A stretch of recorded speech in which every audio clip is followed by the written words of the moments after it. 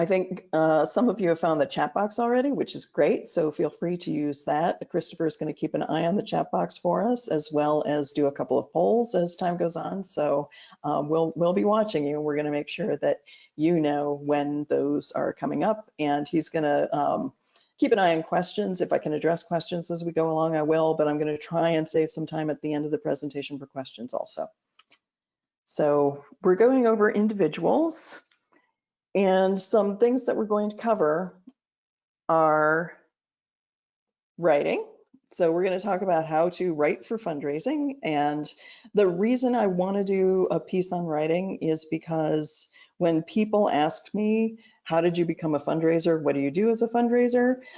It's interesting because most of the time I am at my desk writing, and that is either an email or a fundraising letter or a grant proposal or a grant report. So writing is key to all forms of fundraising and will help you with your fundraising work as time goes on. So writing is absolutely everything for individuals, corporations, and foundations. So the things that we talk about in these pieces are going to be important as things go on. Direct mail is the biggest way that individuals contribute to organizations. Yes, still now in 2020. And so that's going to be key. And we're going to go over direct mail and some pieces and elements and things that you need to think about when you're doing a direct mail piece. And then, of course, as we get to the top tier of individual giving, you've got to think about people who give large gifts and people who put you in their will. Because that's really all the things that we do with lower level donors are hopefully to build relationships that at the end of the day provide gifts that are either major or planned, which can exponentially change the revenue picture for your organization. So here we go. So all forms of fundraising start with writing. Those are just a few of the examples that I was talking about. And how do you start writing, right? So we know how to write reports. We know about intros and leads and 3 sentences per paragraph and all of those good things. But when it comes to fundraising, we need to be a little bit different and take some license. So what we're going to do is ask ourselves, before you start writing a thing, you're going to start with 3 key questions. And the first one is, who's the audience? So this is an old comedy rule too, like know thy audience, right? Because that's how you want to make sure you're connecting and resonating with people, is you're speaking to them where they are and who they are. So if I'm doing an appeal to monthly donors, I'm going to speak to people who have sustained our organization over time through monthly gifts, or who I'd like to do that differently than someone who I'm liking as a prospect who might become a new donor to us. So know thy audience, know some demographics about them. Are you serving a rural community? Are you serving a city community? Are you urban? All of these things are important to know about who you're writing to, because that way you can craft your message to be more directed toward them. And when I think about fundraising, you know, we talked on Tuesday about heart versus head kind of decision making, and how a lot of decision making is emotional when it comes to fundraising. Well, for some people, but then we talked about tax credit donors and being a tax credit eligible organization. So if you're a tax credit eligible organization, you might need to appeal to that crowd, that audience, with a very logical, hey, the end of the tax year is coming up.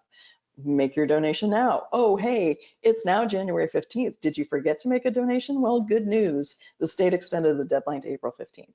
So know thy audience is just as key for fundraising as it is for any kind of writing.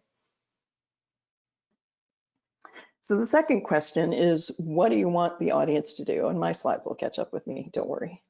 What do you want the audience to do? So are we asking them to make a one-time gift? Do we want them to go online and do something? Do we want them to advocate? Do they want them to be a monthly donor? So when you're talking about different messages, the key to different messages is you want one response. So choose. I've had many times in my fundraising career when someone from a different department would come and say, oh, add this thing to your mailing because I need donors to do this for us too. And I would have to look at them and say, let's think about your own mailing, because I can't ask people to do 2 things, because then I'm splitting the messages that I'm giving them. So if I want them to take one action, I've got to make sure there is only one action, and that action is loud and clear and people know what that action is. So for our purposes, of course, it's going to be donate, but that donation can take a few different looks. It can look a few different ways. So why should the audience care? So you've got to convince them, right? This is not writing that you can do that's, this is not time to talk about your creative writing and poetry. This is time to convince your audience that your cause is important and they should support it. And so you've got to frame everything in terms of how it impacts your audience. And the single most important word when you're writing anything for fundraising is you. It's not the organization, it's not the problem, it's you, the donor, the person I'm connecting with. You are most important. And if I know that and I know who you are, I can speak to you and invite you to solve the problem. And that's really the one piece of advice about writing, and we'll get to a few more specifics and examples here, but the one piece about writing that you have to make relevant is connecting with the donor and giving them credit for everything. You are helping end hunger in Arizona with your gift. You have done this. Because let's face it, without the donors, without people supporting this cause, we cannot do any of this. So really giving them credit is appropriate. It's what we should be doing to hopefully spur them to do more. So some other rules that you can pay attention to. Make it easy for them, make it rewarding for them, show them more than talking about it, right? We all like to use a lot of words. I know I do. Poor you, you're subjected to not one, but 2 webinars with me. So show them, use pictures, and I will be using pictures in this presentation, I promise, although it is pretty dense, fair warning. And you have to convince them of the cause and the need. Because I need the money to pay my staff is not a reason a donor is ever going to give. Because without your help, we could close our doors and 15 people who are relying on us tomorrow won't get the food help that they need. More compelling. Fundraising style. I get a lot of grief about this particular point. A lot of editors have tried to edit out my exclamation points, my underlines, my circlings, all of this crazy stuff that I do in a fundraising letter. And every time I put it back because it's more effective that way. Split sentences are more effective. So it's all about readability, and it's all about people reading the letter and staying engaged with it, not about this is not AP style or this is not Chicago style or arguments about the Oxford comma. None of that matters. What matters is people keep reading the information that you're putting in front of them. So make it readable and make it easy for them to digest. And you are not your donor. You may be a donor to your cause, but you are probably not the typical donor to your cause. So whenever you get someone telling you, well, I wouldn't respond to that, that's exactly one person's opinion, which is an anecdote and not data. So what the science says is look at what people have responded to, look at what people who donate to your organization appreciate, and do that, do more of that, regardless of whether or not the boss likes it or the board likes it. And then go to them and say, I can alter that if you'd like, but it's going to make this fundraising piece less effective.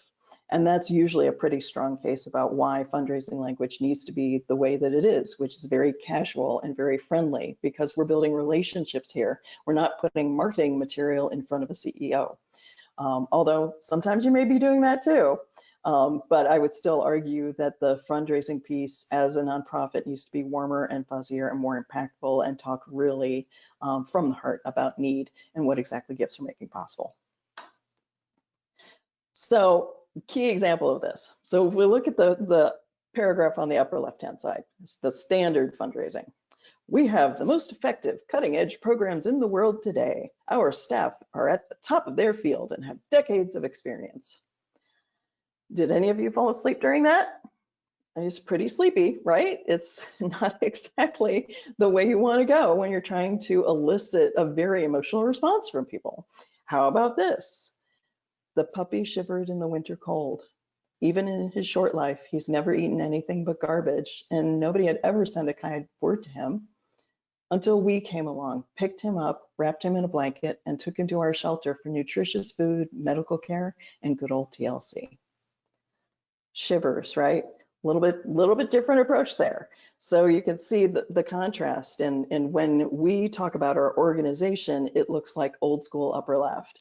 When we talk about our cause passionately, it looks like the paragraph about the puppy. And I mean, really, who wouldn't want the paragraph about the puppy? So we all want puppies to be warm and safe. So if you take it even a step farther and you make it focused on the donor and not the work of your organization, it looks like this. A puppy is shivering in the winter cold, not far from your home.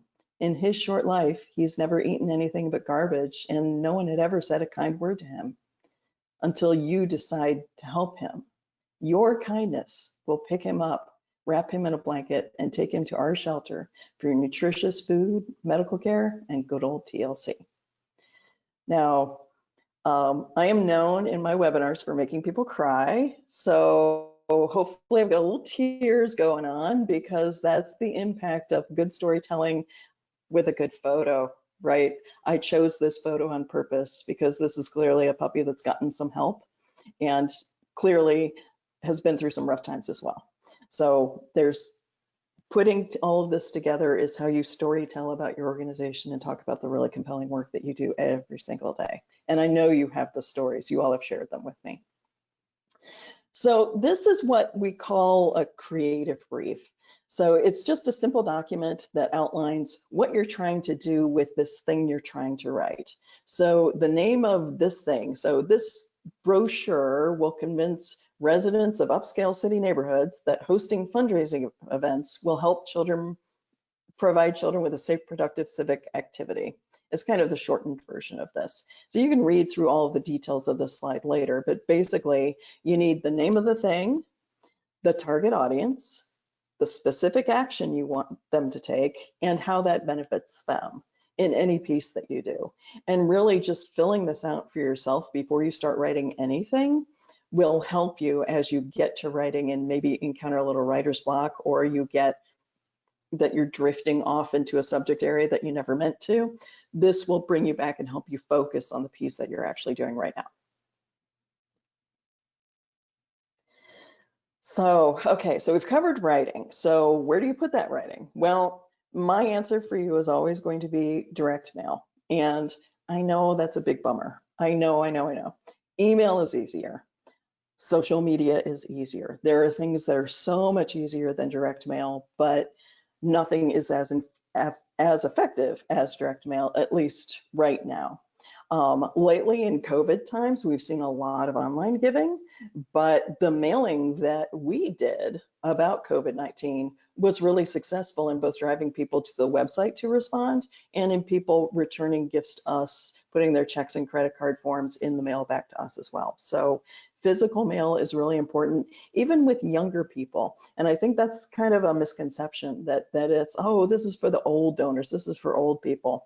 Now, there's studies that have shown that people who are younger really appreciate getting something physical in the mail, that it's more meaningful to them too. So you've got to make sure that you're reaching that audience. And really, for me, direct mail is the killer app. And it's funny because it's not an application at all. It's offline. It's old school. But old school is new school when you're facing the same challenges that our little friend in the cartoon is, right? He's got a full email inbox and not much coming in the mail to him that's worth anything.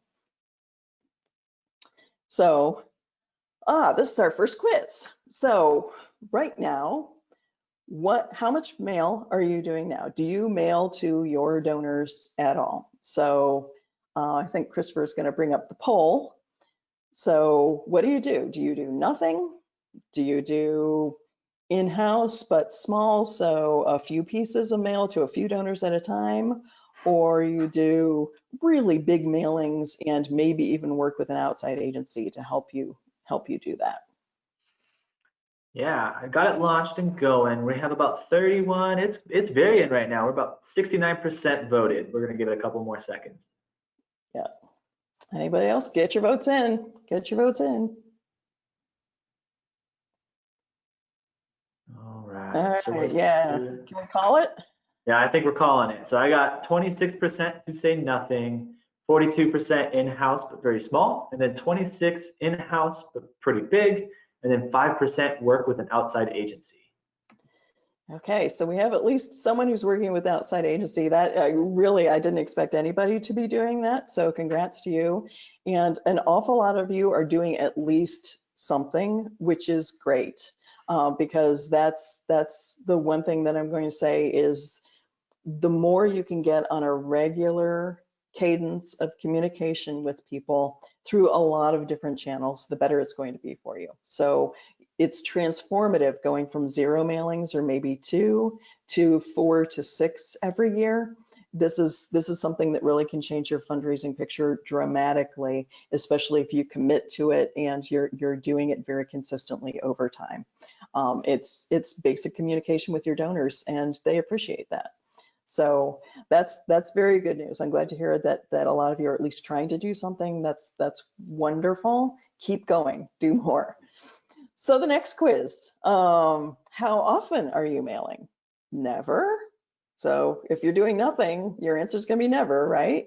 How about once a year, 2 to 5 times a year, or 6 or more times a year? And count everything. This is newsletters, mailings, anything that you put in the mail to a donor. I'd say the only thing that I'd say exclude is thank you letters, and we'll get to those later. But so, okay, there are never and not doing mail people. That's very consistent, kind of what we'd expect. We've got a few people doing 6 or more a year.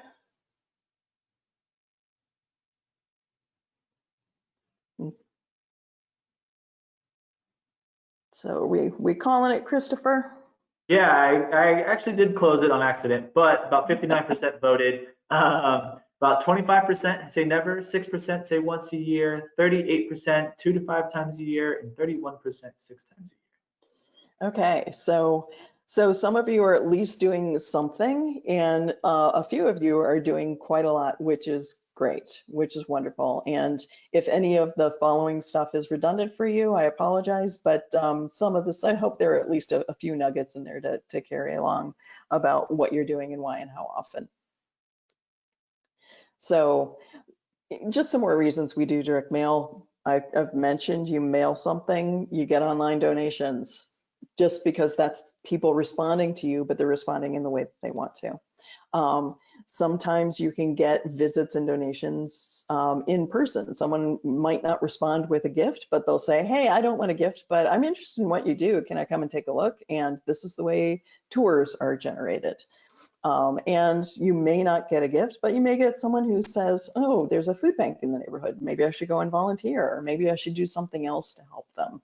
So direct mail, sometimes when people are evaluating just the results and looking at a 5 or 6% response rate, which is typical, that doesn't seem like a lot for all the work that I have to do. But direct mail has a lot of different benefits, including online gifts and volunteering and other things that you might not even see for years that come to fruition because of mailing to people at the right time.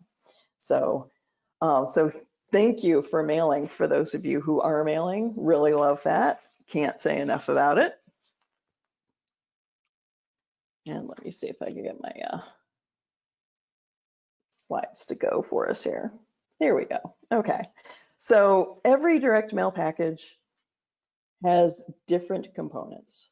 So it's the package, the thing that you send, and what you're saying about what you're sending. So you're asking for money. So an offer is $1 can feed 3 families, $1 can provide 2 food boxes, $1 can provide 1 can, whatever it is, that's an offer. You've got a list, so you've got to mail it to someone, right? And you put all of those together and you've got something going to the right person with the right offer at the right time.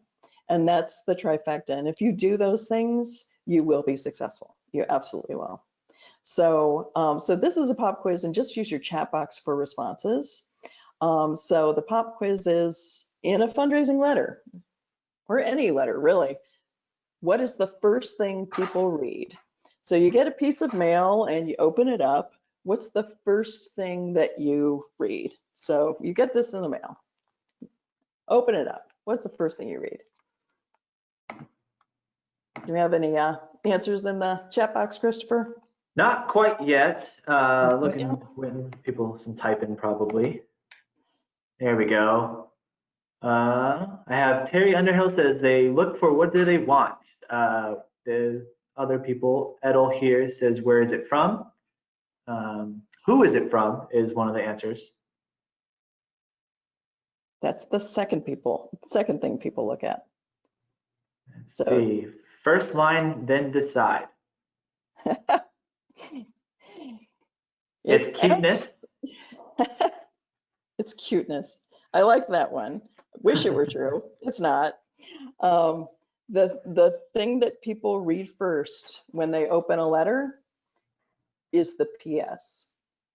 And that is why a fundraising letter, if you open it and read it, will have a PS if the writer knew what they were doing. And a lot of times the PS is the only thing that people will read. And so a lot of times the PS is a summary of the letter in 3 sentences with an ask at the end. So yeah, when people read a fundraising letter, the first thing they read is the PS. So if you hire someone to write for you and they don't put a PS, find a new writer because they don't know. So the package. So the package is just the physical pieces that you're sending in the mail. And there are four pieces in a package. And I've got some examples that I'll put on screen too. So we're going to run through each one of these pretty quickly. But the first one is the outer envelope, which looks like what you've got on screen or what I've got here on camera. So this is the envelope that something goes in. Now, the one on the screen has teaser copy, which is what that Help Fight Hunger in Arizona is called. And on here, you can see that is in this orange box as well, which says Fall 2019 newsletter inside. So don't lose the opportunity to create a message if you're printing envelopes, to put a message on the outside. Think of this as the subject line, right? So if this were an email, the teaser copy on the envelope is the subject line. So that's the outer envelope. That's piece number 1. Piece number 2 is the letter. So, and you can see my PS is in this big orange circle. The one on the screen, the letter is 2 pages, so the PS is on the back. I promise it's there though, I promise. So you've got a fundraising letter, and this is where we use the skills that I was talking about in the writing part of the presentation. So the next thing we have is the reply slip, which looks like the thing on the screen or like this one. And the most important thing is that you pre-populate that response slip with the person's information, because the more they have to do to respond to you, the less likely they are to respond to you. So this is an example of a response slip, but I also wanted to go over a few things that you should absolutely include in your response slip. Specific ask amounts. So if you notice on this one, there are amounts over here that are pre-populated, and those usually tie to what I've given as a donor before. So you put amounts that are custom for the person who you're sending this particular piece to. And always include a monthly giving option. The more monthly donors you can get, the less work you have to do. So who wouldn't love to get more monthly donors? You want to take credit cards if you can. I know it can be kind of painful, but usually if you've got a website, there's a back-end way to process credit cards through that mechanism as well. So please accept credit cards if you can. PayPal is an option as well. A telephone number in case someone wants to call you and ask you more, or maybe call in a gift. We have one donor who calls us about every month or so to make a credit card donation, and he's delightful. I get to have like a 10-minute conversation with him and see how he's doing just about every month. But don't presume that someone might want to respond to you a different way. They might want to respond to you via the phone, even though you're sending them a piece of mail. If you've got any opportunities for matching gifts, so some corporations will match the gifts that their employees give to organizations, and so that's something that you might want to mention. You always, I highlighted this for you, you always want to mention the tax credit. If you are not a tax credit eligible organization and you do hunger relief, you could become one most likely. If you need more information on that, please get in touch with me because it can really transform how many people donate to your organization without you even having to try. A note that you are a 501c3 charity, which means that things are tax deductible, and that also provides some degree of accountability for donors. They like to know their donation is going to a good cause and will be used responsibly. And a code so you can track what people are responding to.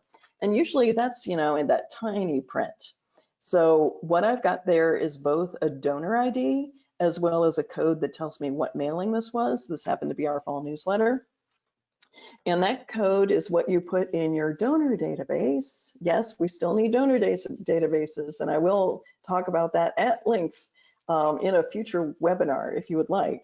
But we need a donor database because then that code can be put in the donor database, and I will know, Terry Shoemaker likes newsletters. We need to make sure she's always on the newsletter list. That's the kind of information you can get from a little code on a reply slip.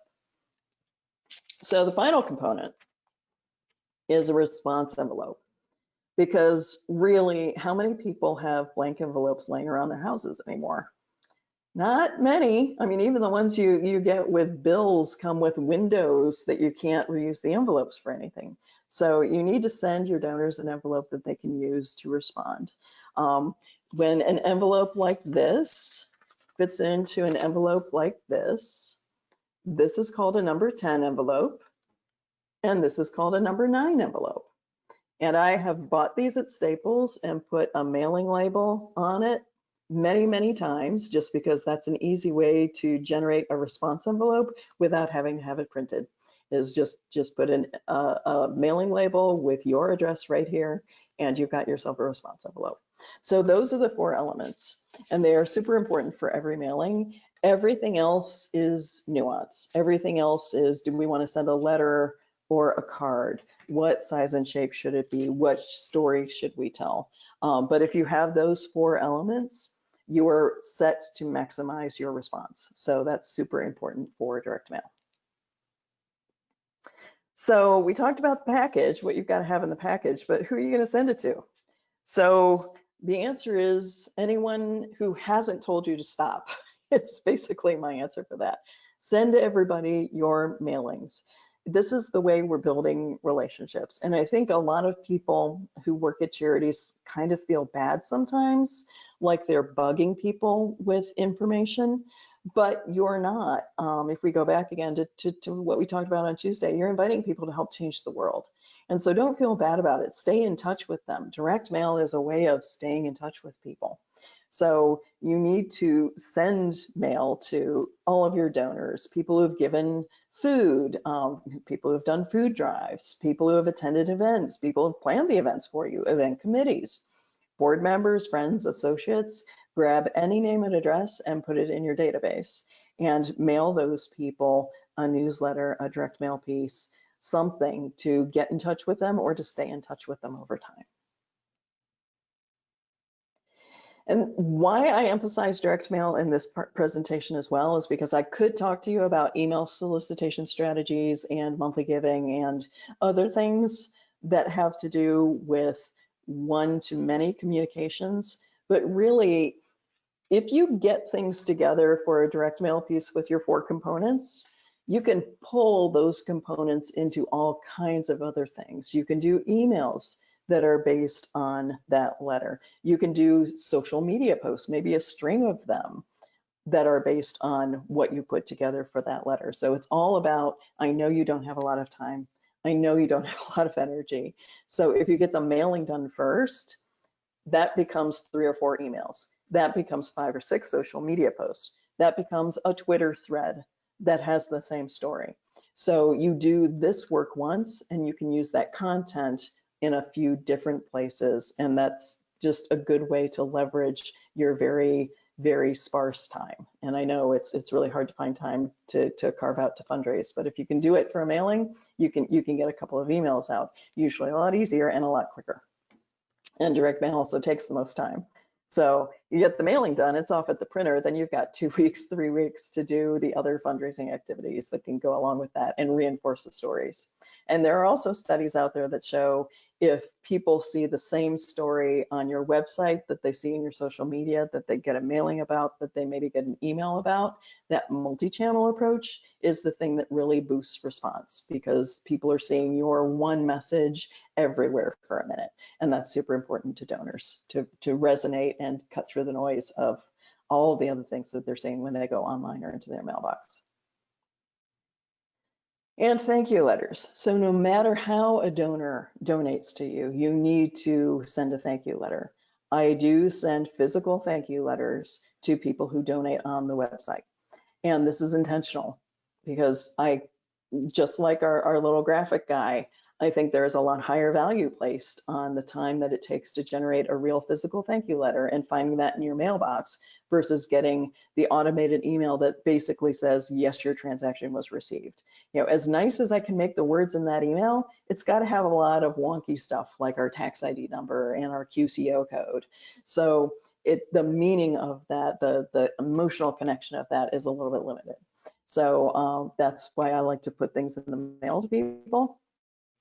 There are a lot of organizations that will put like a number 9 envelope into their thank you letters. And while I don't currently do that, I have done it very successfully in the past, and usually donors don't object. And there were always donors who, whenever I sent them something that had an envelope in it, would respond in some way, even if it was just a minor incremental donation. And while you may think that that was a waste of time and money for both that donor and me, I'm going to tell you why it was not in a few slides. So on we go. So once you're communicating with your donors and you've got that on a regular schedule, and for those of you who do have it on a regular schedule, that's fantastic. Keep it going, because all roads lead to major and planned gifts. So while direct mail is a means to an end, it does raise money. At the same time, it can raise relationships, and that's where escalating people to major gift or a planned gift is really, you know, the en route to that is direct mail and the incremental donations that people make to your organization, because chances are someone's not going to start giving to you at a major donor level. So they've got to start giving to you somehow, and that's usually through things like direct mail, email, monthly giving, that kind of thing. So then once you've got an idea of who your donors are and you've got a consistent donor database, then it's time to think about major and planned giving. And I know a lot of people are intimidated by the notion of trying to ask people for large gifts. But I think this slide is meant to say you're not alone, that 60% of nonprofits don't have a major gift strategy, and 60% of nonprofits say that major gifts are absolutely vital. So there's a little bit of a disconnect there, right? But most nonprofits don't have a full-time major gift fundraiser, which means those of us who are in charge of fundraising for any organization do it to some degree. I'm one of that 67.54%. We do not have a major gifts fundraiser here at Arizona Food Bank Network. I am it when it comes to fundraising. I work with my CEO and make sure that she helps me with the fundraising and she manages some key relationships, but there's no one who is absolutely only in charge of this one thing. So I'm working it in where I can as well.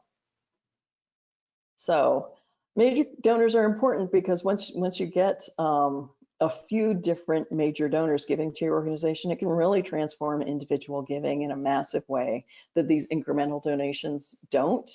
And, you know, it really pains me to say that because I've always been very connected to the individual donors at the incremental level. So when I say it's super important as a lead strategy for major gifts, it does pain me just a little bit, but at the same time, direct mail is not a means to an end. You can do direct mail all day long, twice on Sunday, every year, very thoroughly, and you won't make as much headway as when a lead or two surfaces for major or planned gifts. So let's start with major gifts.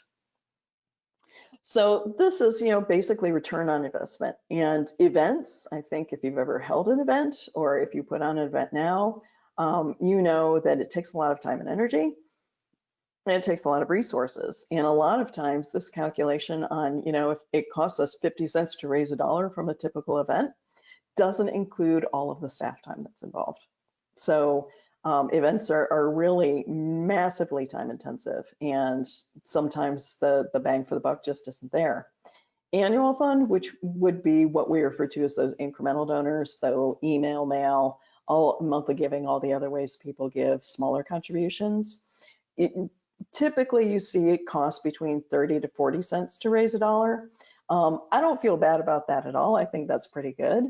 But major gifts, if you get into the rhythm and you get a set of people who are committed to your organization and donating year over year, it can cost as little as 10 cents to raise a dollar with all the time that you put in.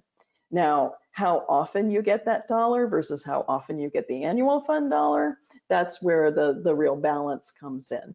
But all this is to say, once you get efficient at major gifts and really understand what it is, it can really pay off in huge returns to your organization. So you focus on people who have capacity to give, and it takes a lot of time, and you do not go after everyone assuming that they have the money. That's really all this slide says. And I'm going to start rocketing through because we only have about 20 minutes and I want to leave time for questions. So our last poll though, what do you consider a major gift? So someone gives a donation to your organization of cash, and it's a particular amount. At what point do you go, wow, that person really loves our organization. Wow, that's a significant gift for us, or we should pay attention to who that is and what they're donating. And really, it can be as little as 50 bucks or as much as 5,000, just depending on how big your organization is and how many donors you have. So Christopher, what's our poll telling us?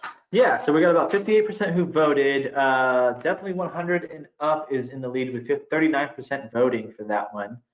But we got about 16%. I'm gonna leave it open for just 2 more seconds. Get those in and close. Okay. All right. So our final tally is 42% say $100 and up. 16% say $250 and up. 11% say $500 and up. And then 32% say $1,000. Okay, so for you 32 percenters, congratulations, because that's amazing. That's an amazing amount. That means you've got quite a bit of volume going at the lower levels of giving.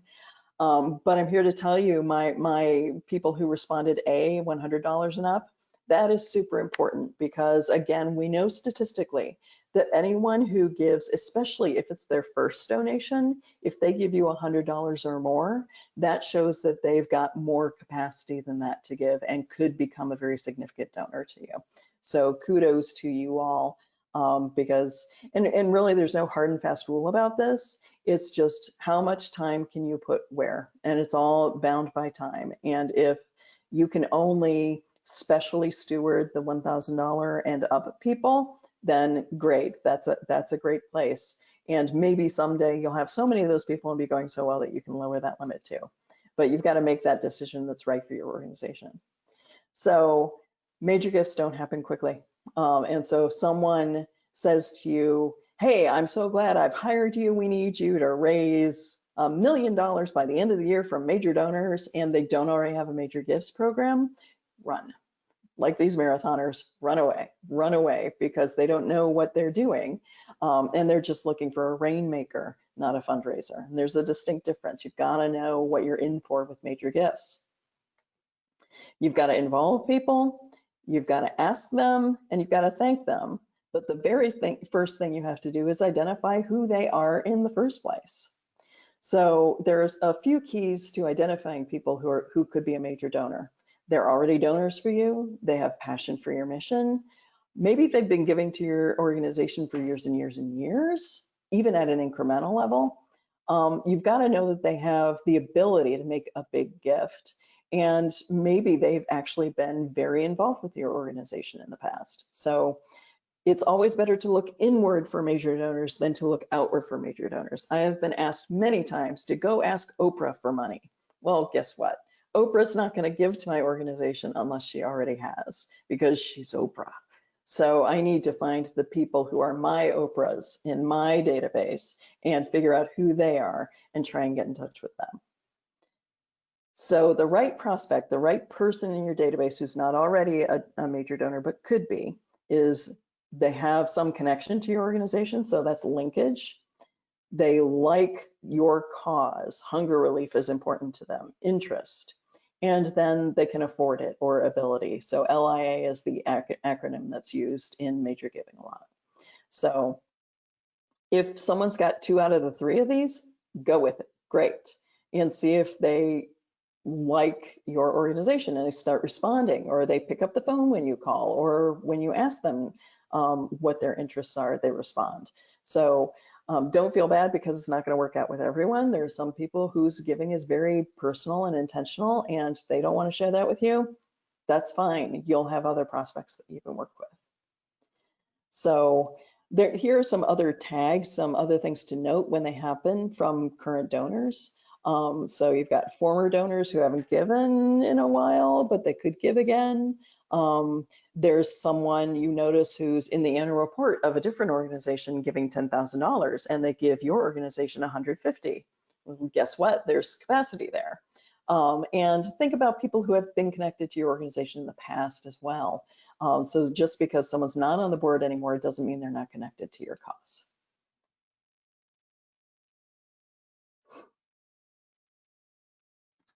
Sorry, my slides are lagging behind me here.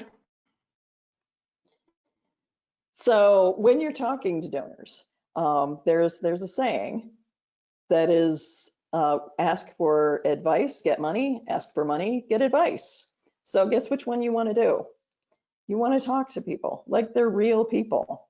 You want to call them and thank them for a gift that they've made. You want to ask them about why they donated to your organization in the first place. Ask them to have a cup of coffee with you, something really low key.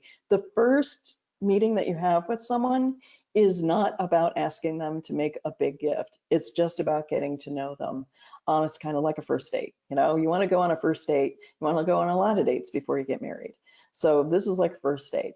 Ask them questions about themselves. People like to talk about themselves. I like to talk about direct mail, but other people like to talk about themselves. So you've got to listen too. So you've got to take down all of this information, record it in your database if you can, but just be a sponge for someone. Listen, listen, listen, gather all the information that you can. And then it becomes a logic puzzle of, okay, they're interested in kids who don't have enough. So childhood hunger, what programs do we have around childhood hunger that they might be interested in funding? So that's where you start to do the little logic puzzle of connecting the donor and their interest with the needs of your organization to make an ask. Listen, listen, listen. So 7 easy ways to cultivate a donor. I don't have to read these to you. You can read them, and these slides will be available along with the presentation recording will be online. So, but 7 different ways you can think about to cultivate a donor. You don't have to think, just pick one, do it. And remember, there's a correlation between the number of contacts you have with a donor and the amount that they give. So someone who's really involved hears from you a lot, hears from program managers at your organization a lot, gets a couple emails from you. The more you contact, the higher the gift. So that there's a direct correlation there. So you've got to make sure you're sending them your little message in a bottle and making sure that they know that they're important to you. But eventually you do have to ask for money. So, and which can be uncomfortable, and nobody likes this part, right? Or that's what we say. Some people really enjoy. If you frame it the right way, again, you can do so much to change the world. Come along with us. You. Remember, you're talking about them, not your organization. You're trying to compel them, but you're also trying to get at the root of their interest. So of all the things we do, what appeals to you most? Again, that word you cannot be overemphasized as the most important part of fundraising. It's all about the donor. And you've got to do some preparation. So you've got to make sure you're in front of the right person with the right thing at the right time, back to old direct mail stuff. So you've got to make sure that you've got the right ask for the right person, and making sure again that you've done that logic puzzle before you're in the room. So some helpful tips are practicing, writing it out, using the word you, making sure you thank them, and just telling them how much transformation is possible if they join you in this cause. And this particular project, it's going to cost the organization $100,000. And so any gift that you can make between $25,000 and $50,000 would really help rural organizations across Arizona. That's kind of how you do it. And it can be as simple as that. And you can exactly expect a response of, I'll think about it in return. And that's fine, because if you follow up, that's where the real magic happens. So remember, you have to follow up. So see our old guy here, he's telling you, be quiet, listen, follow up. And so once you get a gift, you've got to celebrate, because these wins come far too few and far in between. And you've got to find some special ways to thank them, whether it's, you know, handwritten notes. People still write handwritten notes. If you find, you know, just a little something, we're not talking about a big gift. We're talking about, you know, a special thing that they can keep on their desk. Or if you know that, you know, we gave one of our AZFBN pens to someone, and these cost all of about $1 a piece, and I ordered a couple thousand of them.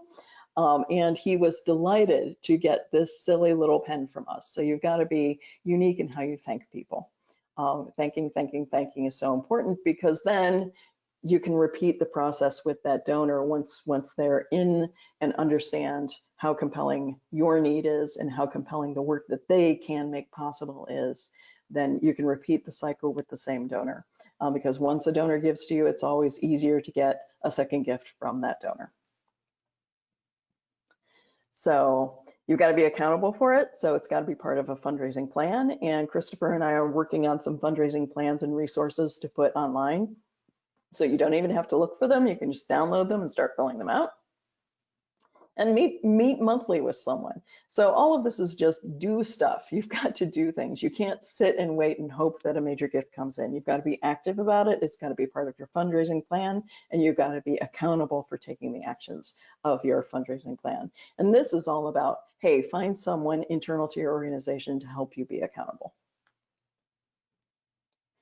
So if major gifts are a marathon, then plan giving is like a triathlon, because it just takes a long time for any work that you do in the plan giving realm to pay off.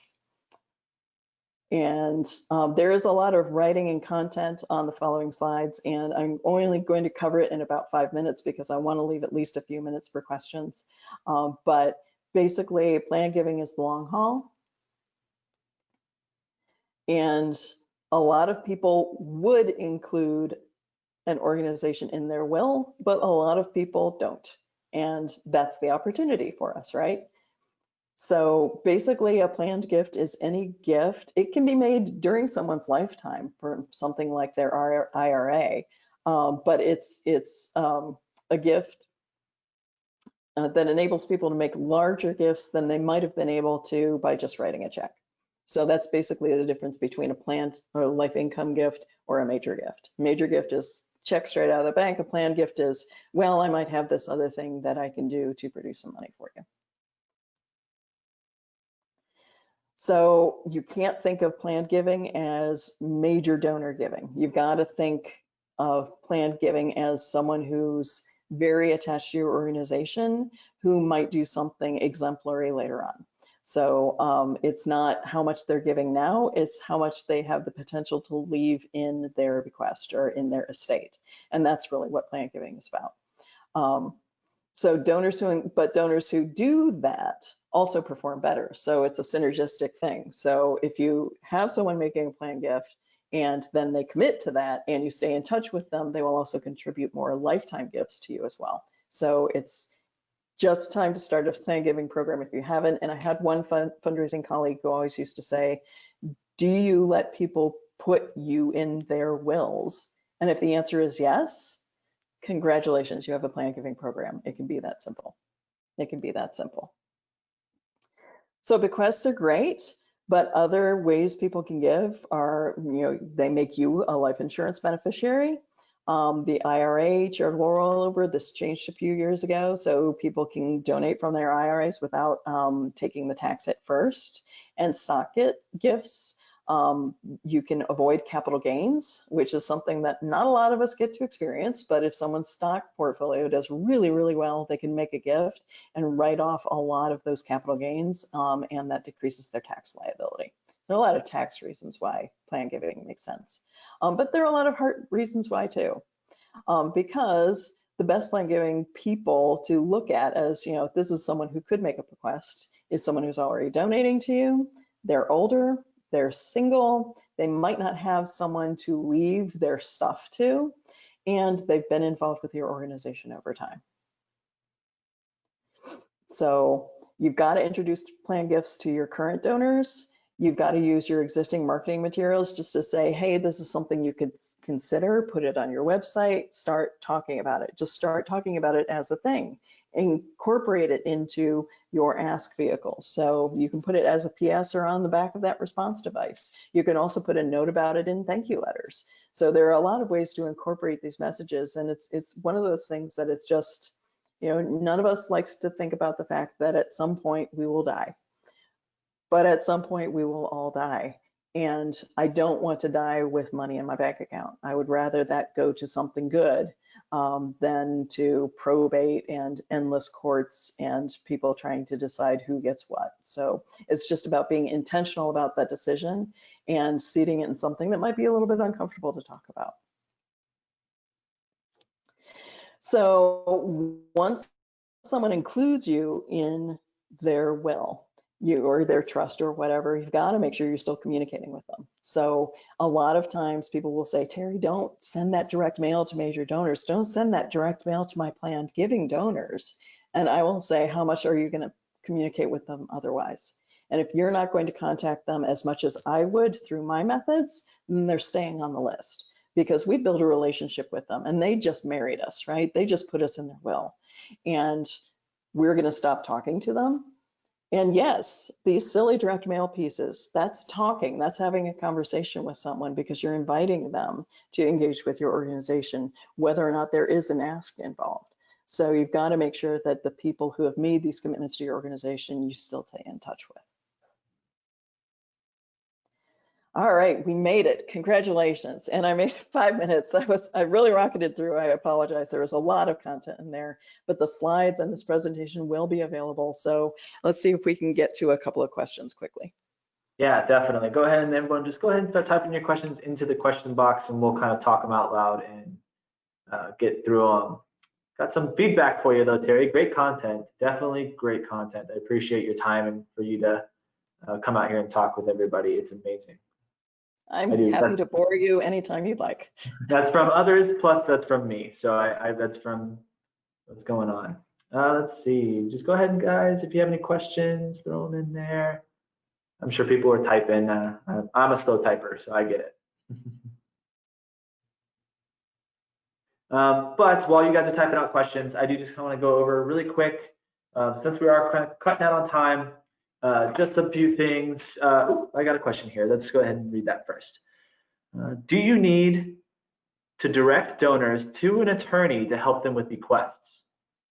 No, not with bequests. It's always good to say, talk to your tax advisor. Nonprofits cannot give tax advice to people. We skirt that rule in Arizona pretty well with the QCO stuff, but the language is really simple. You can just say, please include us as a beneficiary of your will. So they don't necessarily need to talk to someone about that. There are a lot of online wills and bequests stuff going on now. So you can just say, when you're listing beneficiaries, list us as beneficiary and list either amount or a percentage. And that's all the information that they need to include them in your will, in their will. You in their will. Yes, that's what I meant. Perfect. I have a question here that I can answer. Will the slides be available for download? Yes, they will. All of this will be on our website. It's going to be in a PDF format, and you'll be able to download those, reference them, highlight them, do whatever you will with them. Just please don't crumple them up and throw them away. Recycle at least. Recycle at least. Here we go. Oh, go ahead. Hopefully there's enough information. And again, I didn't read word for word on a lot of the slides, so there is a lot of information there that I wasn't going to just read slides to you. So there's a lot of information that I didn't necessarily talk about. So it's probably worth another read for a lot of good information. So let's see, I got a question here. It says, when you hold an event, is it okay to ask for a donation?